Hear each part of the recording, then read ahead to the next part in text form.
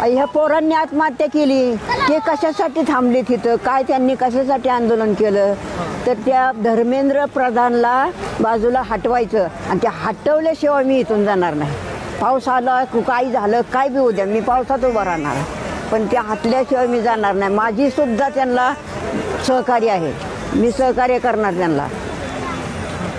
ओरडून ओरडून लोकांना सांगणार त्याला हटवायचंच, मोदीला सांगणार. मोदीचा सुद्धा घडा भरलाय, आता तुम्हाला मी सांगते भरलाय गाडा. लय लोकांचं त्यांनी हे घेतलंय, काय लोकांनी त्याला शाप दिलाय. आता त्याचा घडा भरलेला आहे. त्यामुळं ते धर्मेंद्र प्रधानला तर हटवायचंच, पण मोदीला सुद्धा आता हटवायचं. पण हे सगळं पोरांचं आंदोलन आहे म्हणतात, तुमचं वय तर 70 आहे, मग तुम्ही का आला? ते माझे नातवंड आहेत. हां, मी त्यांची आजी आहे, मी त्यांची आजी आहे म्हणून आले. माझं कोण नाही इथं, काय शिक्षण घेत नाही, कोण नाही, काय नाही, पण मी त्यांची आजी म्हणून आले. सहकार्य केलं पाहिजेत ना, म्हणून मी आले.